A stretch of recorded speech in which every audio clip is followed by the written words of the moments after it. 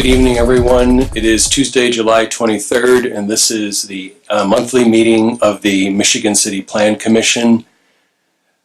Mr. York, could you do the roll call, please? Ms. Carnes. Present. Mr. Gallus. Here. Mr. Granquist. Present. Mr. Lashford. Here. Mr. Klinder. Here. Ms. Moore. Mr. Peller. Present. Mr. Sperling. Here. Mr. Zimmer. Here. Attorney Hill. Here. We have a quorum. Next item is approval of minutes from June 25th. Are there any comments, changes, or a motion to approve? Motion to approve. We have a motion and a second. Mr. York? Ms. Carnes. Abstain, I was not at the meeting. Yes, absolutely. Mr. Gallus. Yes. Mr. Granquist. Yes. Mr. Lashford. Yes. Mr. Klinder. Yeah. Mr. Peller. Abstain. Mr. Sperling. Yes. Mr. Zimmer. Yes. Motion approved. Tonight we will waive the reading of the policy of conduct and procedures, but have them inserted into the minutes. Our first petition this evening is 901-19. Do we have a speaker in regards to that petition? They'll be represented by attorney Brad Adamski. Sorry. Just a minor point, Mr. President. Yes. This is petition 901-19 amended.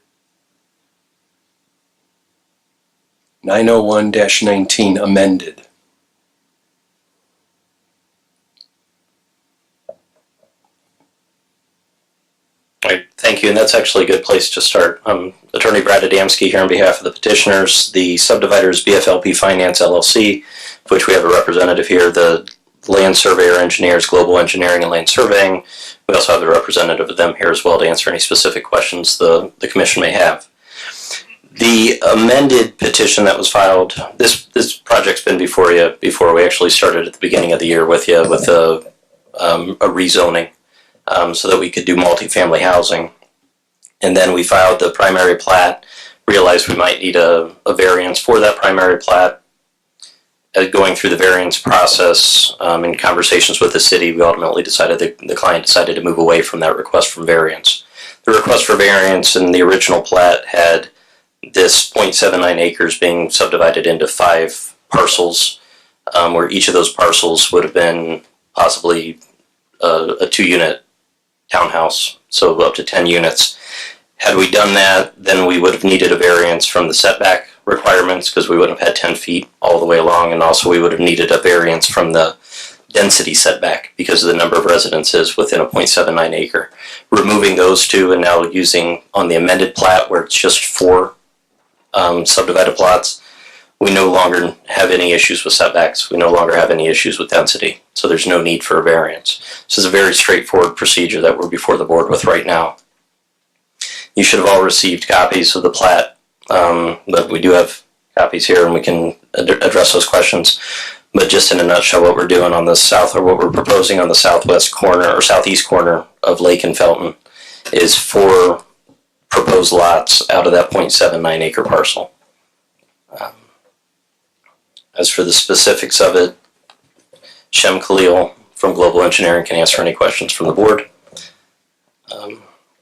We have provided proof of service regarding this plan. I mean, we've been doing this for months at this point, so any questions from the commission at the moment?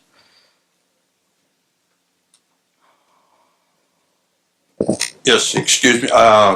In reference to parking for the facilities, I see that they indicate that there's going to be an alley that's going to be coming in from the back side. Are there going to be garages or something along those lines? I will answer the question to the access to the site to each lot. Each lot will have an easement that will be accessing from the back of those lots. As far as garage or not garage, that's a development or a building permit issue that needs to be beyond me. Oh. Thank you.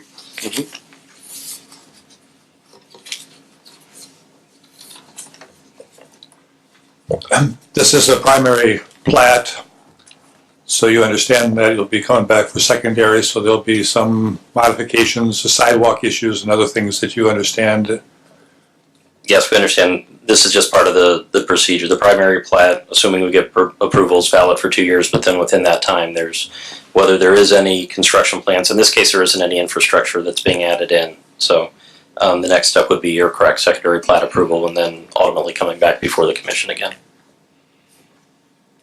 Well, the only infrastructure that would be added that you'll see in here is utility, meaning water, sewer, storm, which I know you guys have already started talking to, sanitary and water, going through the development review process. So those are shown here, and they will be required to be installed. We'll have to have construction plans, but that's done during that period of, you're correct, during that period between primary and secondary plat. During that 2 year, during that time. Is it known yet how many housing units are going to be on this development? With it being 4 lots, the original proposal obviously was a townhome or a duplex, essentially double townhome on each lot. So it'd be 8 total on the 4 lots. So currently, right now, the way its density is 8.7 per acre. And at 0.79 acres, but at 0.79 acres, it'll be 7, basically 7 units is what would be permitted density wise. Just straight zoning, okay? So it's not an acre, so it's going to be. So obviously, without a variance, we'd have to meet that requirement. Those calculations are just new to us right now. We were under a different understanding with the city previously. I'm not questioning their calculations, but that's obviously we would have to meet the zoning standards for density. So it's actually 6.8 units based on the calculations. So we round up to 7 because it's over half. Then that counts towards basically as another unit. So that's the maximum number of units that's allowed to be placed on these lots. How those are laid out is up to proposal from the developer, but just want to make sure we're clear that the maximum is 7.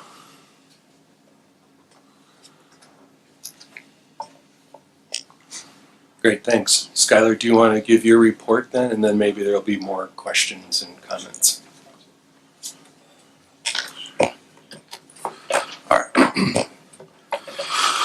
Okay, case number 901-19, amended major subdivision located at southeast corner of Felton Street and South Lake Ave. Request a major subdivision of a 0.79 acre piece of land into 4 conforming lots. Staff analysis. The property in question is currently vacant and unsubdivided. The surrounding uses are single-family residential to the north and west with heavy manufacturing, industrial to the south and east. The zoning is R1D, single-family residential district. The requirements for lot size is a minimum width of 50 feet of frontage with a minimum of 5,000 square feet. The proposed subdivision and 4 new lots exceed the minimum standards required of the R1D zoning classification for lot width and square footage. Section 04.04 of the subdivision code, subsection G, compliance with standards and ordinance. Number 1, minimum width, depth, and area of lots in the subdivision. 50 feet of frontage minimum is required and 5,000 square feet is required.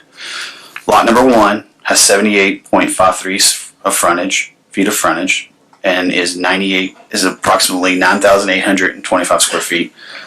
Lot number 2 has 66.15 feet of frontage and is 88,270 square feet. Lot number 3 is 66.15 feet with a frontage and 8,270 square feet. Lot number 4 is 66.15 feet of frontage and 8,270 square feet. Number 2, public way widths, grades, curves, and the coordination of subdivision public ways with current and planned public ways. Public way is already existent in the form of South Lake Ave. Further access is planned from the rear of the lots via a private alley connected to Felton Street. Number 3, the extension of water, sewer, and other municipal services.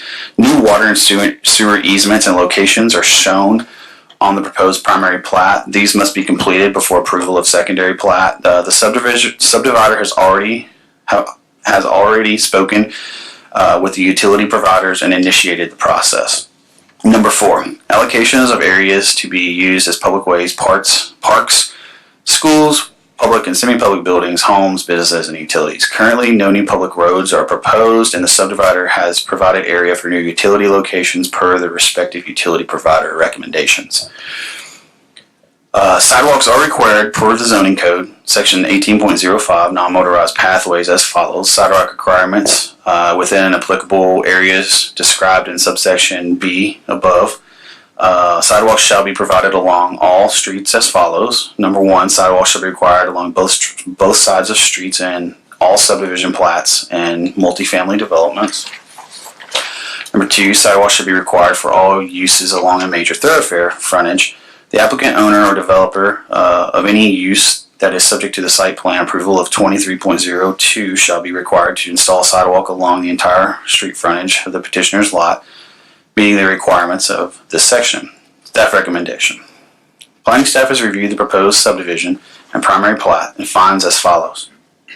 Number 1, the request is in compliance with section 04.04 subsection G of the subdivision code.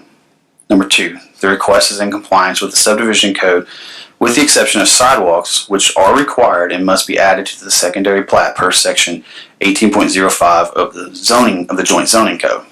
Number 3, the request is in compliance with the zoning ordinance standards, specifically including the standards for the R1D single-family zoning districts. Staff recommends approval of the primary plat with a condition that the secondary plat is revised to reflect the addition of sidewalks before final signatures.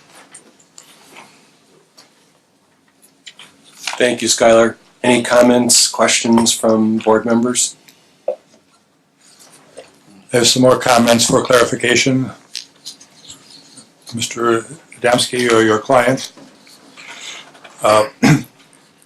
For clarification and for purposes of review, this is an amended plat, so there are no variances required, correct? Correct. It satisfies the current zoning requirements for this particular plot. For the lot sizes, correct. So, as we just discussed earlier, there's a maximum of 7 units for the 4 lots.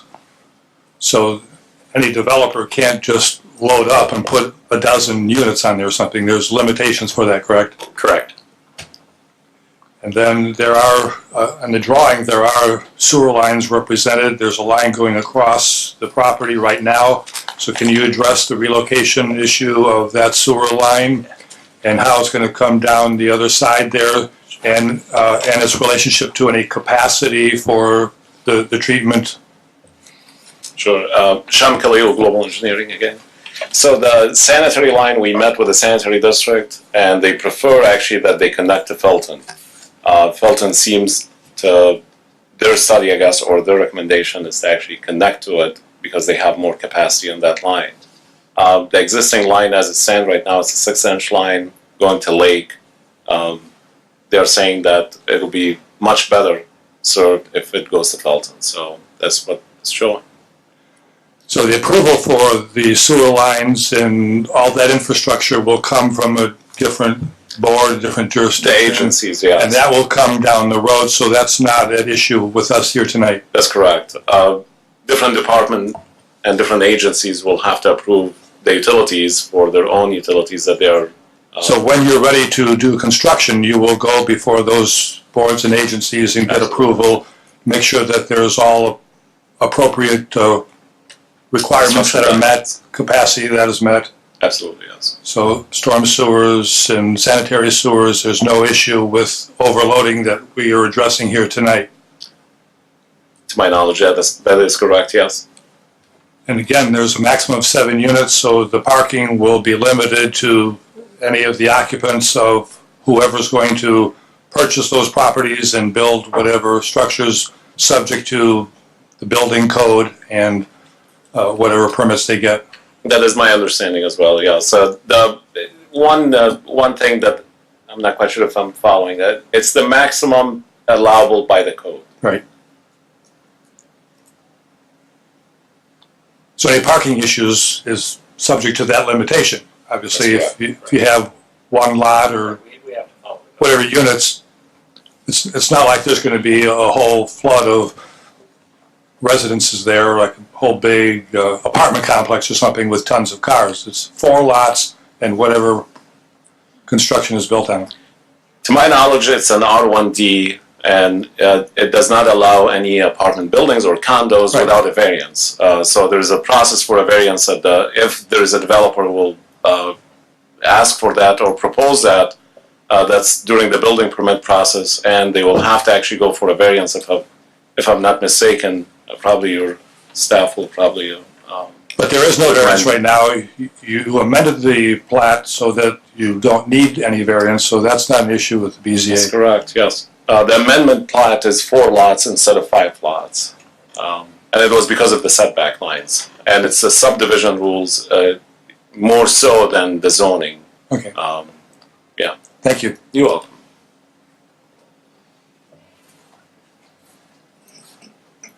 Any other questions, comments from the board? Maybe I'll offer, you asked about the clay pipe going across. I think during our discussion, I was in that the sewer would be built across the back of all these properties, basically connect to Felton, and then we would they service the other 2, lot 1 and lot 2 you're seeing. We would make them whole by connecting in somehow to that pipe, that new main, if you will. So that's kind of the idea of we got to make lot 1 and lot 2 because that's who actually is serving that 6-inch pipe going across the property that the petitioner owns. So, yeah. Okay, thanks, Skylar. Mr. Hale, you want to give your report? I will, but first I want to note that I believe there are perhaps as many as 3 remonstrances that have been submitted, and I think it would be appropriate for Mr. York to read those into the record. Very well.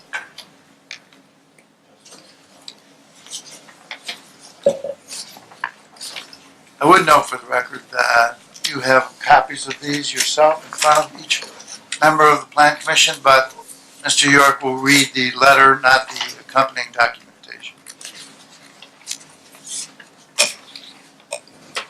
All right, so the first letter is from, and these may be backdated because remember we started this in May, so these may be backdated to that date. So but they're still valid because we're still hearing an amended petition.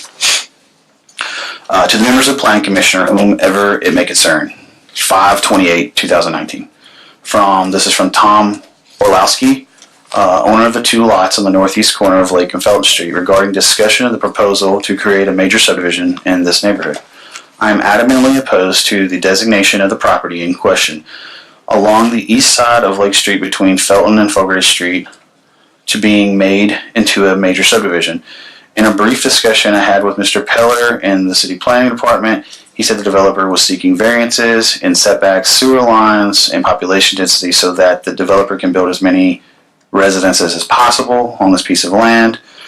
The setbacks are there for a reason, one of which is the safety of and from traffic traversing that area and negotiating turns at the relevant intersections on each end of the property. I have the same concerns for the proposed alley access onto Fogarty and Felton Streets at the east edge of the proposed subdivision. The relocation of the sewer lines and additional outflow from this dense housing could adversely affect the capacity and performance of the existing system. The storm sewers at the Felton and Lake intersection will be adversely affected by the loss of natural drainage into the soil caused by this heavy of a buildup of that land. The Felton Lake intersection is a low spot of the area. Parking will become a problem as any of these many units who have guests will likely be searching of parking, as the units themselves will only have a few parking spaces behind each unit. I foresee an influx of people parking in front of my property as overflow parking from this development, and this will greatly reduce the value of my property. The population density of anything built on this property should be the same as the residential properties of the surrounding neighborhood. Allowing the concentration of condominiums will disturb the relative solitude of this neighborhood and negatively impact our quality of life here. Sincerely, Tom Orlowski. Sorry. This one is dated May 28, 2019. Public hearing for a major subdivision plan commission board meeting.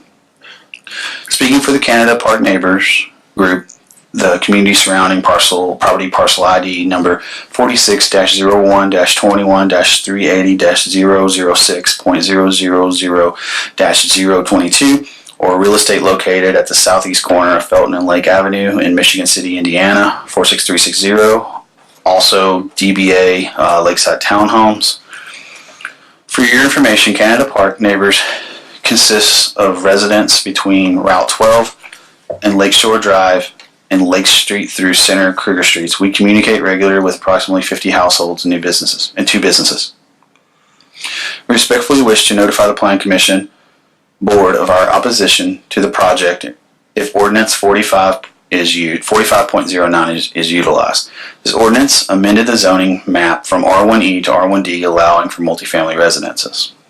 Attached, please find our challenge document as presented on May 8th, 2018 to the City Council. This document explains, 1, how the ordinance was passed, and 2, some of the reasons why we oppose Ordinance 45.09. Aside from that fact, that not all residents immediately surrounding the property received notice of the zoning revision. The residents who did receive it may have given it serious consideration, as the property is referred to being on Blaine Street. Documents attached. None of this property is on Blaine Street. This gives us to wonder if anyone in City Hall, planning, zoning, etc. understood the exact location of the suggested rezoning. Blaine Street has very few residents and little traffic. We feel that little or no consideration has been given to the fact that this neighborhood harbors traffic, both walking and vehicular, for the beaches in this area. During peak summer months, our population doubles or even triples. As traffic here is already straining the infrastructure, we feel that additional traffic will adversely affect our community. We feel that little or no consideration has been given to the fact that the double tracking will be adding even more traffic to the beach areas in the future. The Lakeside Townhomes plan allows traffic access from only one side, not 4, putting all traffic onto Felton, which we consider to be an overserved traffic corridor in the area. A second access would be most beneficial to traffic loads in the immediate area. Please see attached photo of Felton and the lake during a recent barbecue. Also is reference to Ordinance 45.09 as quoted under B, that the requested change in zoning will not have any adverse effect on the surrounding land. We feel the building of duplexes on this property overloads existing current traffic and infrastructure. Excuse me. Under C, the requested change will not be injurious or detrimental to the surrounding property values. This change will put 10 new residents in an area, usually providing for 5 lots. These lots are already small compared to the rest of Michigan City. We feel that our property values will decrease due to overpopulation. We feel that single-family homes are a much better fit and would be an asset to the existing residences. Considering our future, this is a great deal of undeveloped property in our area. We feel that the ordinance is setting a negative precedence for overcrowding. Under D, requested change will promote orderly and responsible community growth and development that will not adversely affect the community. Not true for reasons previously stated. Under F, the change in zoning is not spot zoning, which will confirm a special benefit on a relatively small tract of land without commensurate benefit to the community. This is spot zoning and does not provide commensurate benefit to the community. Based on the recommendation by the American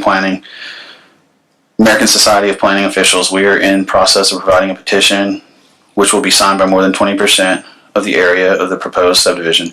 Please note, respectively, we hope for an amicable solution to Ordinance 45.09 Canada Park neighborhood welcomes positive change in the best interest of current and future residents, both in our area and in Michigan City.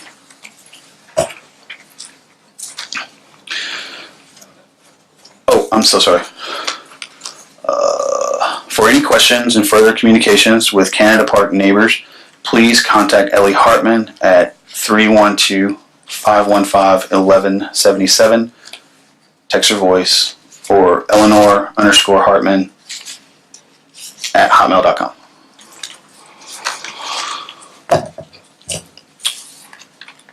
To Michigan City Plan Commission, from John and Sue Heaney, 231 Felton Street, Michigan City, Indiana, regarding proposed use of land, Lake Street between Felton and Fogarty Streets, May 8th, 2019. I am submitting this letter in absence of tonight's attendance due to a family wake that we are attending this evening.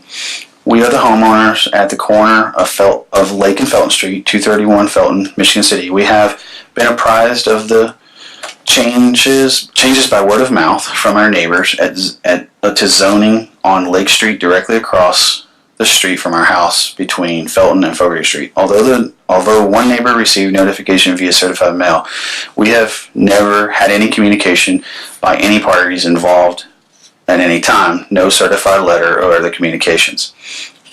If not for our neighbors, we would not be aware of the changes in development that are on the table for this property. I believe this lack of communication is a violation of property owners' rights. I understand that the parcels are proposed for buildings other than single-family dwellings. Has a planning commission conducted studies for new zoning as it relates to traffic, congestion, parking, neighborhood impact? Has anyone on the commission recorded the traffic coming in from Highway 12 to Fogarty Lake Felton on a daily basis and as it increases in the summer months? In addition to Felton being a designated school bus route, the truck traffic in and out of McLean adds to the already busy car traffic on the streets. We are not opposed to single-family builds on this block. However, anything more than that is unacceptable. We ask that you work with the developer and owner to redesign the proposed plan. Finally, we want an answer as to the reason that we, as direct property owners at 231 Felton, across the street from the land, have not received official notice. Sincerely, John and Sue Heaney.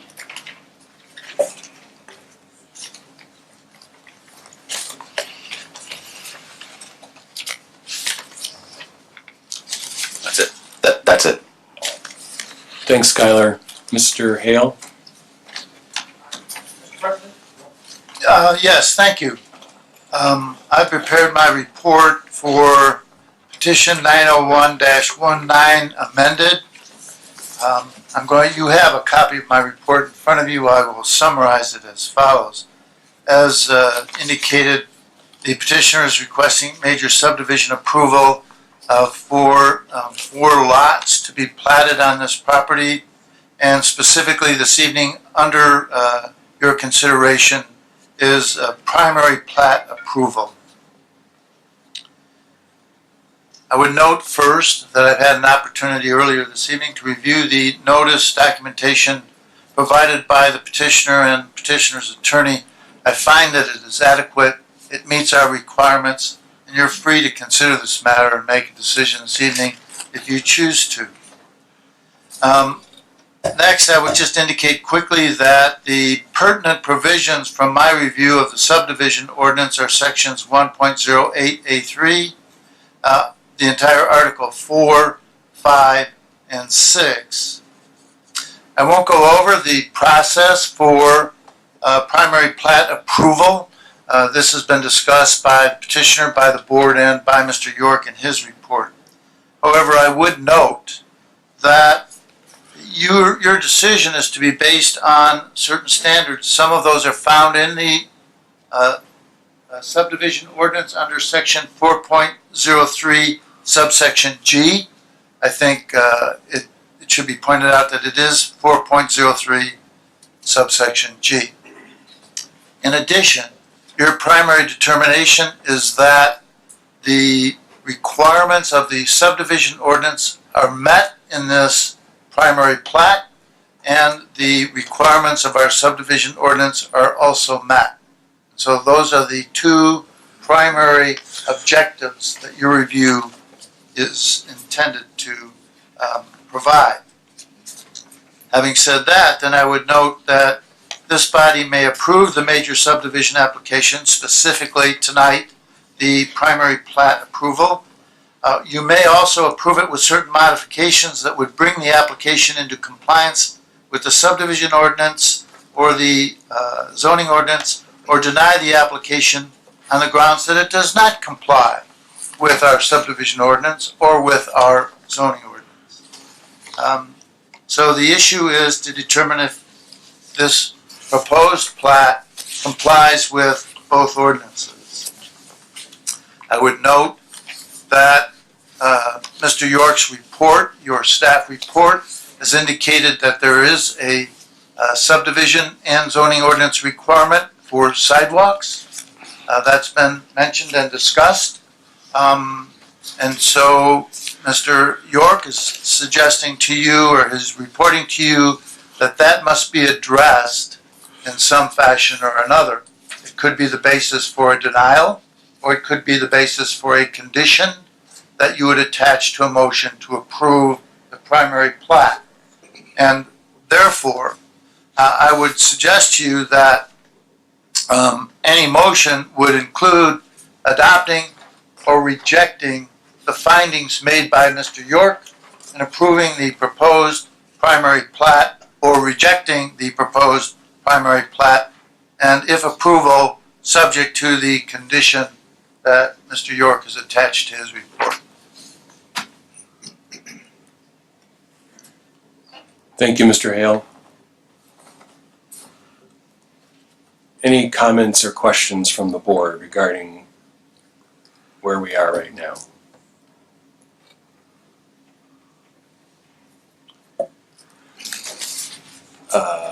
Is it appropriate to take public comment at this point? If anybody would like to speak from the public regarding this petition, please step forward and give your name and address and speak clearly into the mic, please. Good evening. Thank you for your time. Can you hear me okay? Speak a little louder, please. Good evening, and thank you for your time. I'm Ellie Hartman, and I'm here representing the Canada Park neighbors, and trying not to feel invisible. This proposed development rests on an invalid zoning change that was due to an incorrect address listing initially. Therefore, the people in the neighborhood didn't know about where it was or what it was going to be, and an ordinance got placed without any notification to us. And we're not happy with the density and haven't been from day one. The proposed population density and its design are both incongruous with the surrounding established neighborhood. This proposed development represents all the negative aspects of spot zoning and shouldn't be allowed to happen. That's all I have to say. Thank you. Thank you. Jim Morse, 114 Creeker Ave. Just to follow up on what Ellie was stating, under Indiana Code Section 36-7-4-604, it is required that the notice must state for any proposed zoning change, it must state the geographic areas for which the proposal applies. We have evidence from the notices that were issued to individuals, some of the individuals, not all people received notice in the first instance, but the notices that did go out prominently stated that the above described real estate is located at Blaine Street in Michigan City. This property does not abut Blaine Street, has nothing to do with Blaine Street. It actually is on Felton and Lake, and therefore improperly notified people. Therefore, they had no notice that their neighborhood was being affected by this. We, on the 16th of July, brought this to the city council's attention, and we asked until they have rendered a decision that this development be red tagged and no further permits or any other action be taken because of the invalid nature of the ordinance on which this change resides. We will pursue legal matters through a challenge if the council chooses not to honor the terms and conditions of the search. Thank you. Thank you.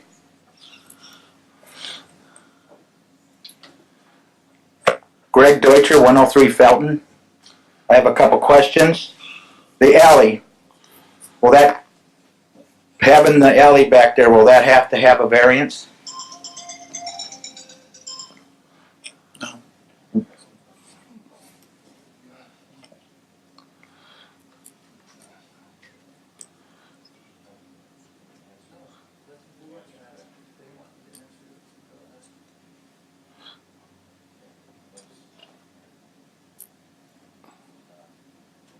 So we'll take your comments and then the board will ask us questions based on your question, or based on your comments.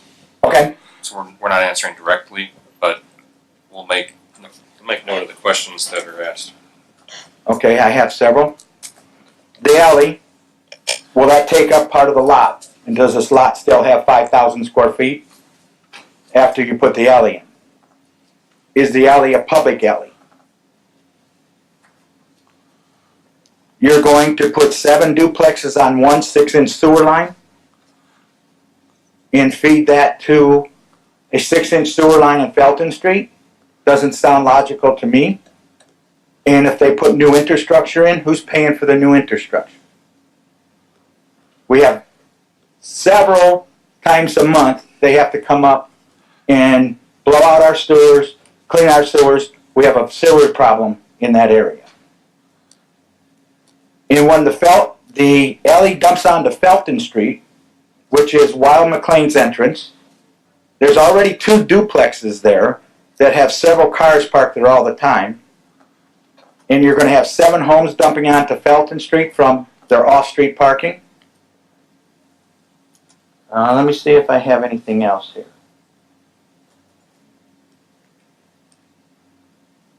I think that's it. Thank you.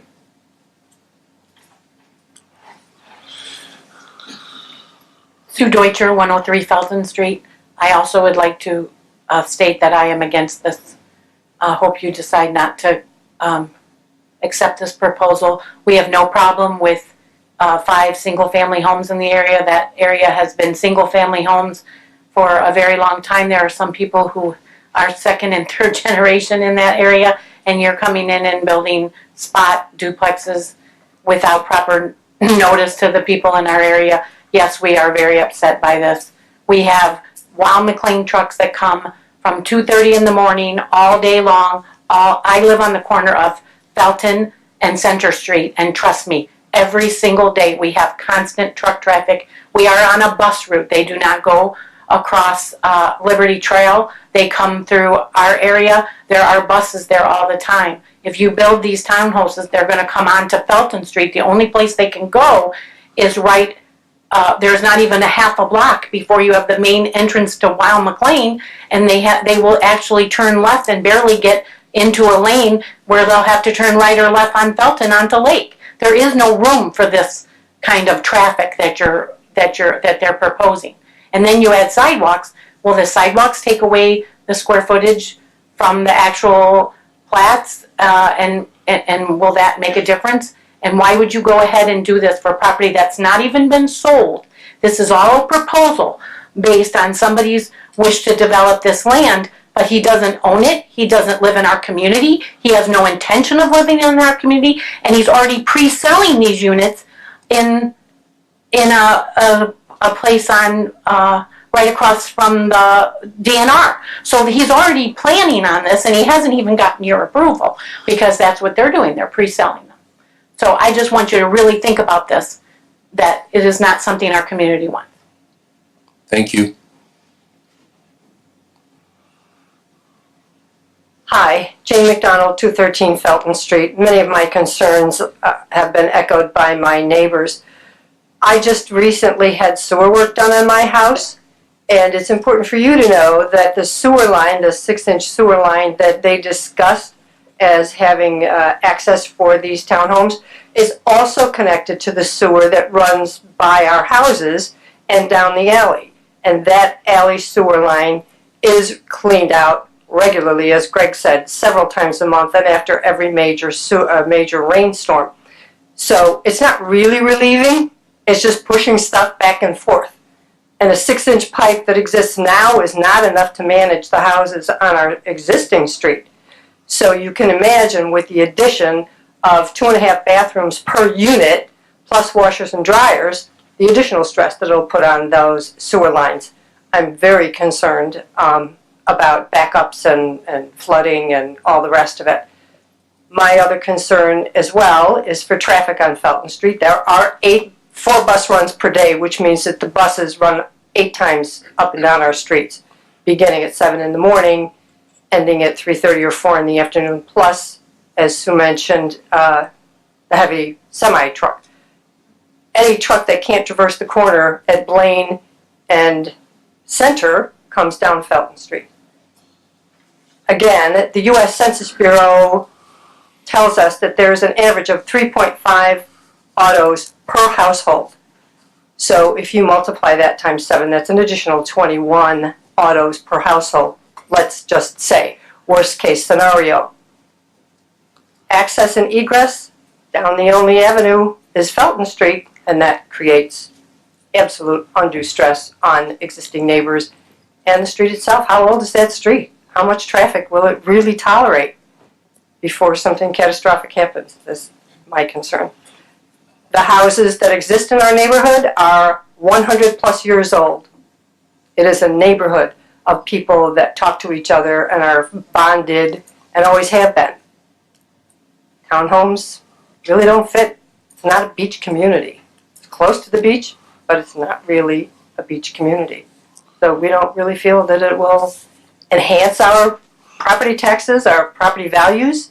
We're going to be penned in, actually. And traffic is going to be really hard on us. So we're not happy, and we hope that you'll consider it. We also hope that you will listen to what we've been saying for the past couple months. And I ask you if there's any way that you can address our concerns in letter form or face-to-face. How do we know, what assurances do we have that you're considering our concerns, which I believe are well-founded?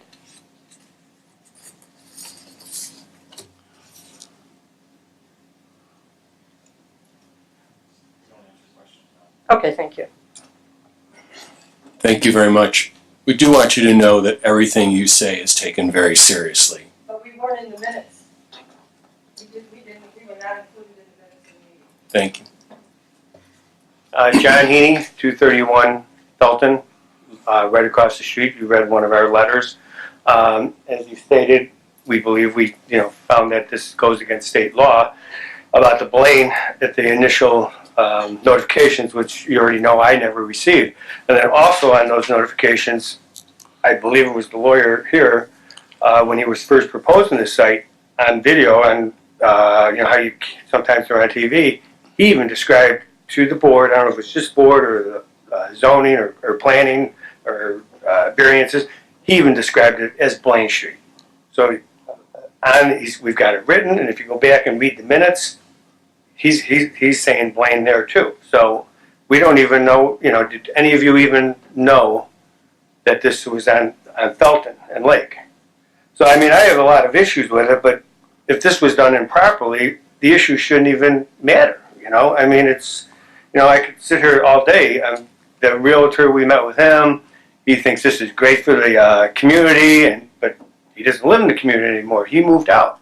So, and he's talking, this is really great. I don't know how doubling, well, I thought it was going to be double, but now it's 7, so I can't say double, but I'll just keep saying double. Double the units across from 2 single-family homes. My understanding is these lots are smaller than mine and the Hartmans, who are right across the street from them, and they're going to put these duplexes. Now I assume it's 3 duplexes and 1 single, or is it 3 in a row and 3?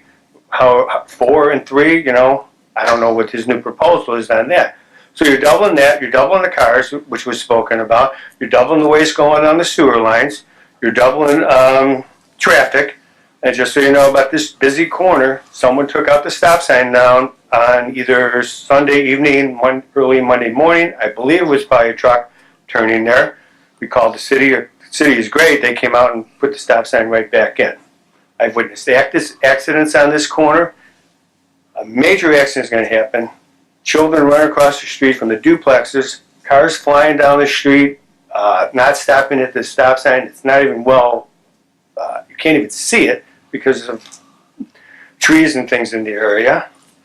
It's just a deadly corner. Going way back, I asked the developer and the realtor, when did this first start? He said it was in December of last year when they first started getting together. So then I asked our councilman why, when we met as a group, neighborhood group at the library sometime in March, he didn't bring it up to us. He looked me right in the eye and he said, I was unaware of it. Now, how does a proposal like this even get passed? Well, eventually he did know about it, but he doesn't even know what's going on in March. Why are we even having these meetings if he can't even say, oh yeah, John, Ellie, we've got this major subdivision that they're trying to put across the street. Why do we even bother meeting if it's going on behind our back and our councilman's back? He told me point blank, looked at me, said he did not know about it at the time we had this meeting in March. Let's see what else we got here. Oh, I want to know about the garbage. Is the garbage, so this shouldn't even be issues because we feel it was passed the wrong way anyway. But where's the garbage going to be picked up? Is it going to be picked up on Lake Street, or is it going to be picked up in this alley? It's going to be picked up in this alley. How does the garbage truck get in there and get out? Currently, that garbage truck, he has to turn around and he backs down Felton Street to get the two duplexes down by the factory, and then he comes in. So this alley, which is a good point, is it part of the property? Is it city property? How does he get in there? Is he going to back in there to get all the garbage and then pull out? Or is it going to put the garbage on Lake? So if it goes on Lake and you have all these Airbnbs, daily or renting for 3 days, 4 days, this garbage sits out on Lake Street, till Monday, or do they have to have a private pickup? And as someone said, I think it's really they already have a development office on this, so. Do they know something that we don't know? It's the place right across the street from Mady's. They've got the Beach Walk development, for rentals there and lots for sale. They have the Zorn building for sale, and they have pictures of the Canada Park Lake Town homes in there and what it's going to look like and how lovely it's going to look. I don't know how they can do that when it hasn't even been approved, but they might know something. Tom, the guy across the street from me, he mentioned those storms, the storm and the runoff. I didn't really think of it. But anytime there's a heavy storm, that whole corner is flooded. So if you build all these developments there, that's just going to increase the water on that corner. It's going to be by 1.5 foot high as opposed to a foot, which it already is. And like a lot of people say, the biggest thing is this is the single-family neighborhood, single-family home neighborhood. They're great people. If anything, this developer really made us a close, tight-knit group now. I don't understand why doubling everything is good for a neighborhood when everybody around this neighborhood opposes it. So can I say, well, come to the board and say, can I sell can I knock mine down and put two duplexes up and sell them for $6.25 or $3.25 and $750, $650 total as opposed to a house for $325? That's what it appears to me. It appears to me it's all about money. Obviously, it's because it has nothing to do with the betterment of the neighborhood. So I just hope that you take a look at what you're really doing here and really take our concerns seriously. Thank you. Before we get into any more public comment, perhaps we could have a couple of these questions addressed. So could I ask either Skylar or Craig to address the whole issue of noticing and the rezoning?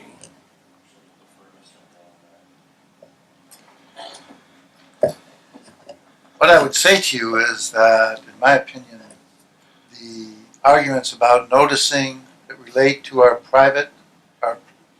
previous meeting, which was February, isn't pertinent to what's before you today. Next, I would tell you that I feel very comfortable and confident that notice was proper, as was told to you in February. And I would tell you finally that I am in the middle of a review so that I can prepare a report. I'll be happy to provide it to you. I will address that question if you want me to, Mr. Zimmer, but perhaps it can wait until that review is final and you have something to look at and you can see the ramifications. However, the first issue is that there is no issue about notice for this meeting. There is no issue about notice for our February meeting when the rezoning was brought up. Period. Very good. Thank you, Mr. Hale. And I can only assume that all these other issues, these structural issues that everybody's talking about with drainage and sewer lines and alleys and all that, is going to be addressed at the engineering stage of this project. We can answer a couple of questions that were brought up, and that has to do with the variances for an alley and the lot square footages after alley and sidewalks. So there's no requirement for variance for alleys. Basically, all that's required is a cross-access easement between property owners to be able to do that. There's nothing requiring a property to have multiple, each property to have an individual access point. It could be a shared access point, and that's what's being proposed by this development. There are lots of other examples where people share access, shared driveways between two properties, for example. They chose to have access off an alley that would access at one point off of Felton as opposed to individual driveways off of the individual lots. So fewer conflict points. With regard to the question about the lot square footage after the alley and sidewalks, that's pretty easy to answer.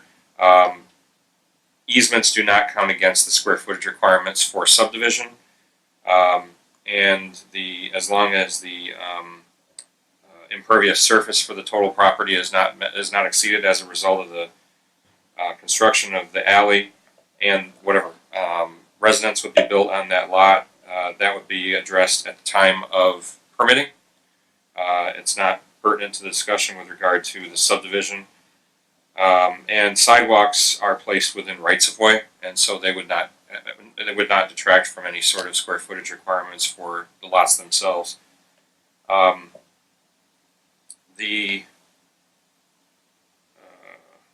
So I think that addresses the question about the variances for the alley, the lot square footages after alley and sidewalks, 7 homes in Felton access. And what does R1D zoning allow? Okay, so let's address that. So regardless of whether this is R1D or the previous zoning of R1E, this subdivision complies with both. The proposed subdivision complies with both. So someone could come in and propose the same number of lots, actually a larger number of lots, under R1E zoning, and R1D zoning permits the same number of lots as what are shown here. So the issue before you tonight is whether or not, according to state law and the subdivision ordinance, the petitioner has presented an application that is valid in the form of a land, request for land subdivision, for a division of land according to the subdivision ordinance and the zoning ordinances. And staff has reviewed this and found that it more than meets the minimum standards for lot sizes and square foot or frontages. And that's the issue that's before you this evening. So what's basically at this point, according to Indiana state law, is an administrative action. And staff has determined that the standards have been met, and it's our recommendation, as stated in the staff report, that the Plan Commission should favorably consider the request that's before you for the primary plat. Now, as far as the other questions that were raised with regard to sewer and capacity, I would not be able to address those. I would defer to the city engineer and the sanitary district to answer those questions. But we've had discussions with and the applicant has had discussions with the utilities for the city, and those recommendations for relocation of the infrastructure were based on those conversations. So we have to believe that they've looked at capacity and they've made those recommendations based on the necessary capacity to serve this development as proposed. Who pays for the sewer? The developer will pay for the relocation of the sewer lines as part of their development requirements. And the concerns about the property not being sold, I believe, correct me if I'm wrong, but the application is signed by, signed by the owner, Mr. Kenzik. Is that correct? Yeah, he's on a power of attorney. Okay, so you're representing him on based on a power of attorney. Okay. So there, so it's not uncommon for there to be a contingent offer on property contingent upon receipt of all the final approvals necessary for a project. So this is no different than many of the petitions that we receive that involve some sort of a land use change. I can't address the bus traffic issues. I don't know that anybody present this evening can address the concerns about bus traffic.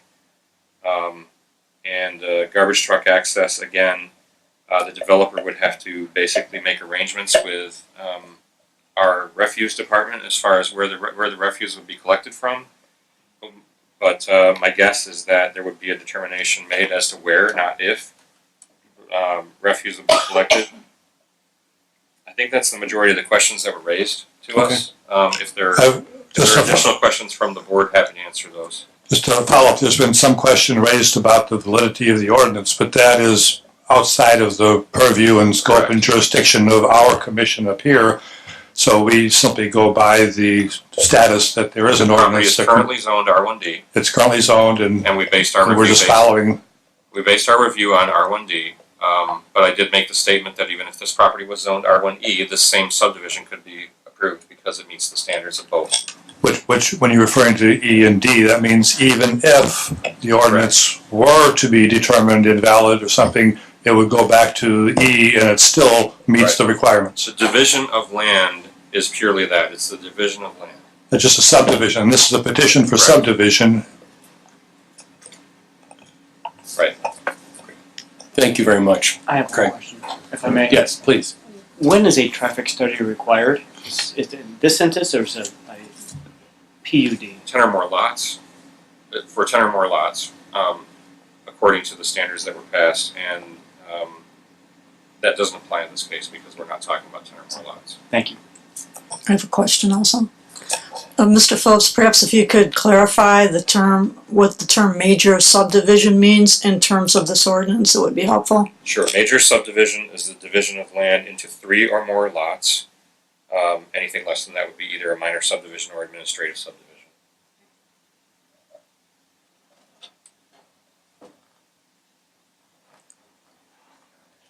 So given that, is there any more public comment before we move on? Yeah, I have a Yes. Councilman Dabney, 405 Town Street, and I'm just responding to a statement that was made earlier about a neighborhood meeting in March where he did ask me about this ordinance, and just wanted for the record for it to be stated that this showed up on first reading for the council on April 2nd. So me saying I had no knowledge of it at that time was correct. In a meeting in March, it showed up for us to see in the first reading on April 2nd. Thank you. Hi, Jane McDonald, 213 Felton. Sorry, I forgot one thing. It is kind of a major thing. The property to which we refer is raised up from street level, probably 25 feet. John mentioned that after rainstorms, there's already flooding, pooling on the street. So my question is, it's in its natural state now. It's earthy, sandy soil.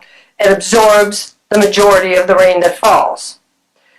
Once the townhomes are built, it will be a concrete slab. What then happens to all the rain that rolls off the concrete slab? I wonder, because not only is it raised up considerably from the street, but Felton Street swings down, and I happen to be at a low point. And so my concern is very real. I don't want my basement to flood. I don't think any of us have drains in our basement, and so it would be pretty catastrophic. So what kind of provisions, I'm not an architect, I'm an educator and an administrator, what kind of provisions would be made to ensure that the homeowners in that immediate area would not flood because of the topical changes that townhomes will create? Thank you.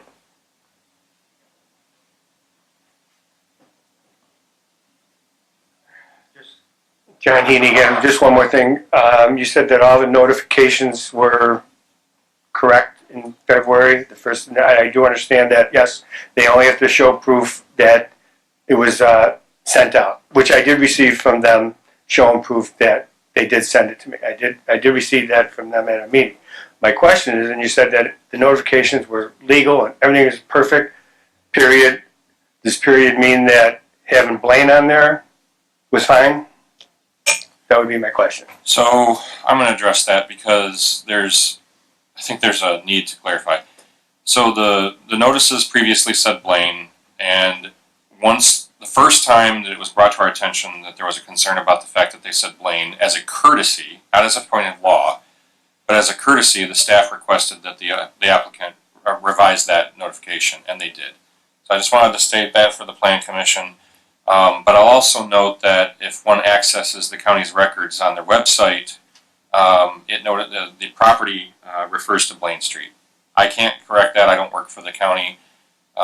If anybody has concerns about how that appears, they can obviously contact the county auditor's real estate division to address that. But that's how the property appears in the current county records. And I just actually checked it the other day to re-verify that. I realize it's caused confusion, but it's unfortunately the way that the county has the property listed in their records. And we rely on the county for our real estate records. Just on the notice provision again, very quickly, we would note that I think the point was made that we did not show up and raise this issue on notice at the meeting in February. That's because it was a Blaine Street reference at that time. So we had no notice at the time to make the complaint then. So I think it's really interesting, catch-22, that you didn't raise it when you didn't have notice. But now it's too late to raise it once we do have notice. So that's an interesting point. I would also note that I have personally suffered from this. I'm not adjacent to this property, but the certain people involved in this development also worked on another property in the same neighborhood where I have a lot right next door. And they sought a variance from the lot line setbacks. And although I was directly behind this and the one person directly affected by it, I never received notice. These same developers have played this game before, where notice we did all the notice we were required to do, and notice was never given, and therefore I found out about this when they started building the house with a 5-foot setback, and basically ruined the value of my lot next to it, which now has this house sitting right on top of it. So I'm not protesting that, but to say that they always play straight up and fair with the notice provisions is garbage. Sorry, could I have the opportunity to address that? Yes, please. I've listened to this, and I've been involved with the noticing from the very beginning. I've listened to people say that they didn't receive notices when we've tried to send certified mailing to their address, which is on record with the county records. They don't claim it. They can't hold us hostage because they're not claiming their mail. The Blaine Street, they're not painting the whole picture even on that. Each of the notices that were mailed out, that were received, even though they said Blaine Street, also included a picture of the plat. And if you can't look at the picture and see where the property is located, and then you're going to try to say that because it said Blaine Street, that's why you're not objecting now, I'm sorry. I'm sympathetic to their position, I am. I'm also sympathetic to the fact that they've likely waived any rights that they have to challenge that because they never stepped forward on it. But to come forward and make accusations that somehow that was done surreptitiously or that there's some deal with the city because we've got listings, there's nothing untoward going on here. We've done additional notices. We've gone extra steps beyond what's required. In fact, when this all started, the first notice that was sent out for the January meeting had the year wrong. So we actually sent out 2 notices for that February meeting. We sent out a meeting for January, we sent out an amended notice for February. We published every notice that was done. Proof of publication's been supplied. The Blaine Street situation, yes, and I'll acknowledge I didn't create that first notice, but I would have done it the same way. I would have pulled it off a beacon. I would have referred to the property the same way. Once that was addressed by the city, because they did say, it was causing some confusion for them, that's where we've now referred to it as the southeast corner of Lake and Felton, even though that's not what's in the county records. Again, sympathetic, but none of the issues they're raising are really what's before you tonight. In a nutshell, what you're talking about is a subdivision of a 0.79 acre into 4 lots. Everything else is addressed down the road, or if they're going to challenge the rezoning, that's, again, not before this commission tonight. It's just about whether it's appropriate under the subdivision ordinance to divide this piece of land into 4 lots as proposed. All right, thank you. Any more public comment? I don't think we've ever implied that this Blaine thing was underhanded. We just thought that this was maybe a way that it was sent out illegally. Not saying that they knew what they were doing. I don't think anybody has said that there so far. And as a part to saying about the notifications, I understand. I told you that he did give it to me, but he says you don't have to go claim it. Well, I never even got the notice, and the documentation from U.S. Mail was that the notification was never even left at my house to go get it. That is on the U.S. or Postal Service's tracking. That a notification was never even left at my house. So how can I not claim it if the notification was never even left at my house? Thank you.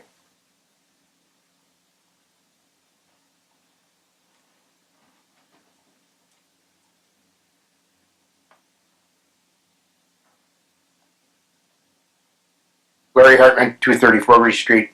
I would just like to address the fact that,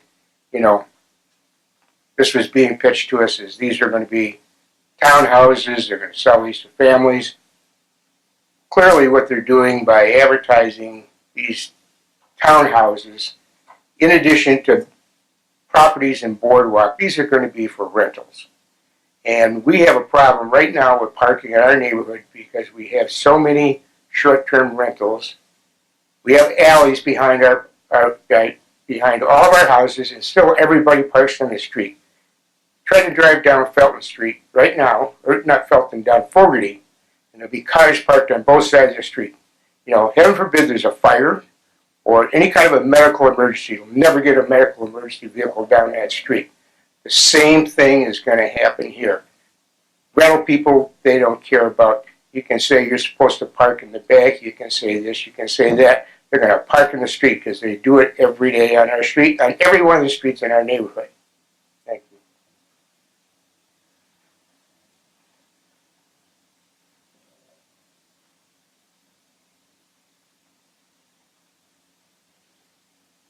Ellie Hartman, 230 Fogarty Street.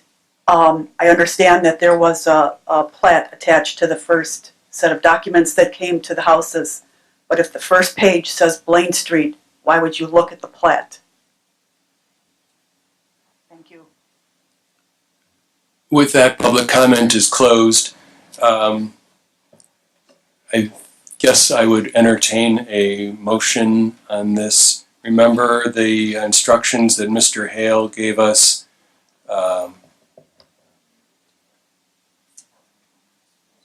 Oh, I thought that was what you did. Oh, okay. Yeah, please. I thought what you read before was that. Sure, yeah, okay. I know I mentioned that they had talked to utilities, but utilities did submit some comments, so I just want to read those in the record. This first one is from the Water Department. The Department of Waterworks has no objection. The developer appears to be granting a 15-foot wide utility easement along the west side of the property / lots, as noted on the plat, which will meet our requirements. Fire Department. At this time, Michigan City Fire Department has no issues with the petition number 901-19 amended. Give me just 1 second here. I think that's an old one, so, okay. This is from Arbor. There's an 8-inch sanitary sewer that runs across the property before approval is given. An easement must be granted to sanitary district or the line has to be relocated. You already knew that one, so yeah. Okay, I'm sorry. That's it. Okay, thank you. So at this point, we're looking for a motion about this petition, keeping in mind Mr. Hale's instructions about the additional conditions. Mr. Chairman? Yes. I would ask to recommend approval of the primary plat 901-19 amended. adopting the requirements stated in the staff report, specifically the condition that the secondary plat is revised to reflect the addition of sidewalks before final signatures. Second. I have a motion and a second. Mr. York? Just to clarify, that was a motion to recommend approval. Yes. You said recommendation, I just want to make sure we're clarifying that it's not going on to another body. Yes. Ms. Carnes? Yes. Mr. Gallus? No. Mr. Granquist? Yes. Mr. Lashford? Yes. Mr. Klinder? Yes. Mr. Peller? Yes. Mr. Sperling? Yes. Mr. Zimmer? Yes. Motion approved. 7-1. Next. President, Yes, sir. our ordinance requires you to make findings. You've adopted the findings. I would like to see it put in a written form. So now that you've approved that, I would ask if Mr. York would pass this around. It's just a format of decision and findings showing that you've adopted findings and approved the primary plat. An appropriate motion would be just to approve that finding and decision as passed out or presented to you. For this petition tonight. Yes, you're approving now what I'm sending around as a written codification, if you will, a memorialization of what you just did. And this is similar to what we do. Those of you who sit on the Board of Zoning Appeals, we make written decision and findings of fact every time. This subdivision ordinance requires the same sort of thing. Thank you. Yes.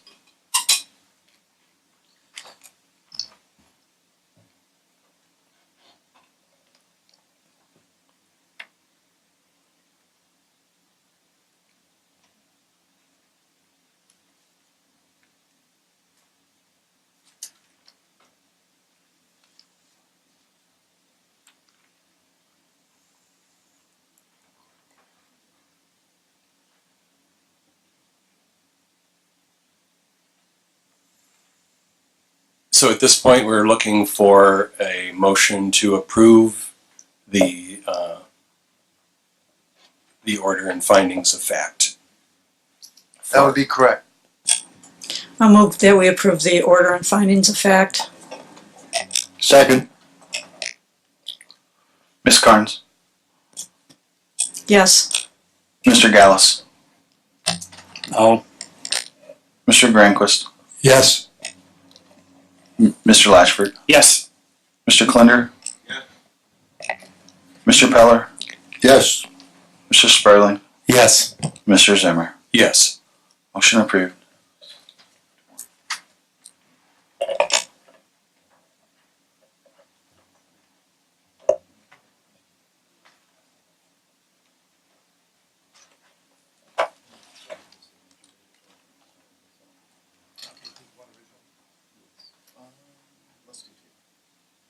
Okay.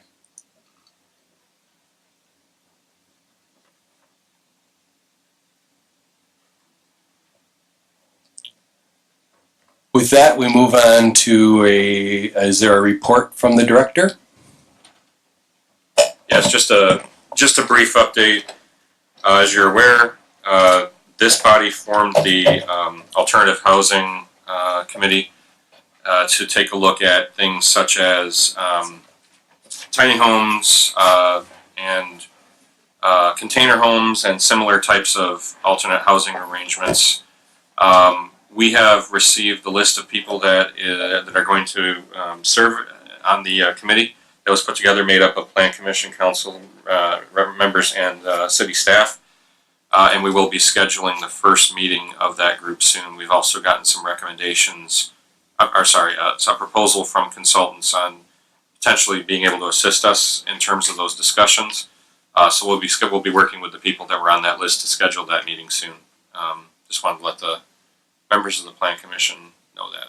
So we were waiting to hear back from everybody to make sure we knew everybody that was involved, and now we have that, so we'll be scheduling that meeting. Great, thank you.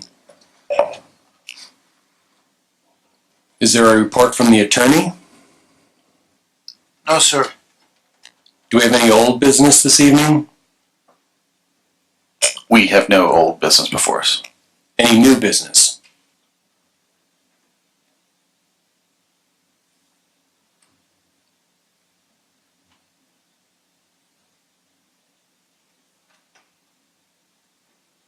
Any general discussion about any issue?